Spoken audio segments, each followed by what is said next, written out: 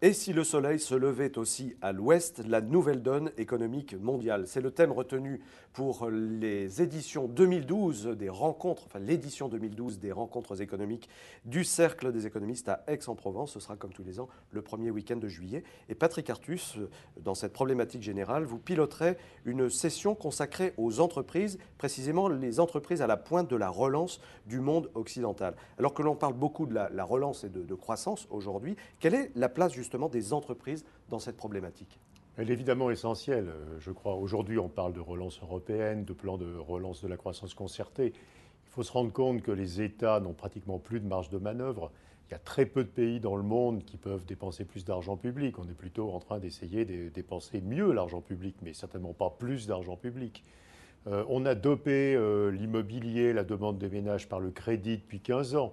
La logique aujourd'hui, c'est que dans beaucoup de pays, les ménages vont se désendetter. Donc sur qui peut-on compter pour faire de la vraie croissance, qui ne soit pas simplement une nouvelle bulle de prix d'actifs ou de l'endettement? Le seul groupe d'agents économiques qui peut déclencher cette nouvelle croissance, ce sont les entreprises. En plus, les entreprises ont les moyens de financer cette nouvelle croissance, puisque aujourd'hui, dans tous les pays, une évolution très très significative, c'est que les entreprises sont extrêmement profitables. Donc nous avons ici la seule possibilité de relancer une croissance qui soit durable et qui ne soit pas simplement un nouvel effort désespéré, transitoire par une politique économique qui ne peut pas avoir d'effet de long terme. Alors, entreprise, planche de salut de la croissance et de la relance, cela dit, l'entreprise vit dans un contexte général.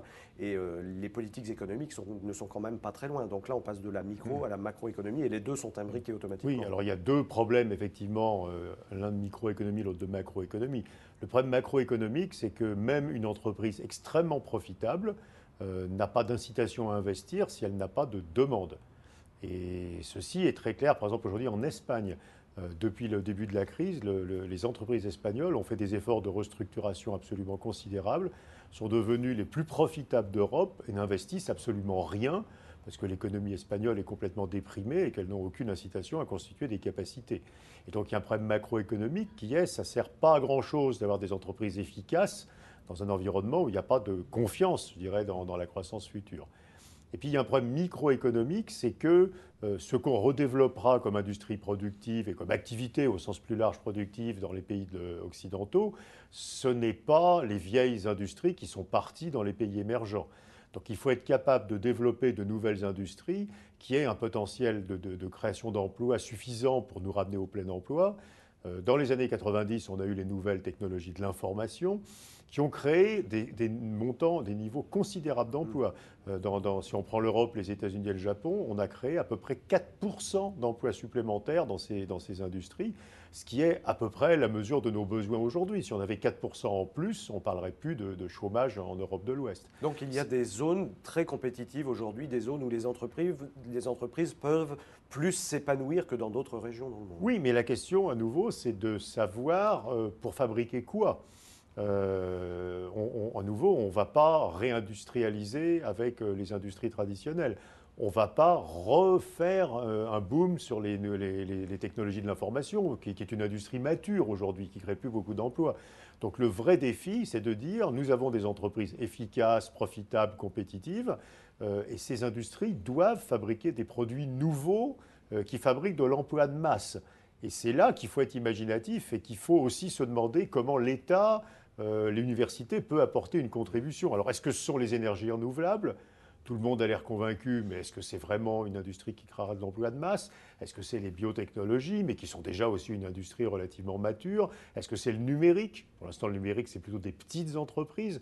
Et oui, c'est ça la logique, c'est d'essayer de trouver un endroit où ce secteur d'entreprise extraordinairement profitable va pouvoir créer des millions d'emplois et pas simplement quelques poches d'emplois. Alors Patrick Artus, qui accueillez-vous cette année pour parler de cette problématique? Tous les ans à Aix-en-Provence, le Cercle des économistes accueille de nombreux invités prestigieux.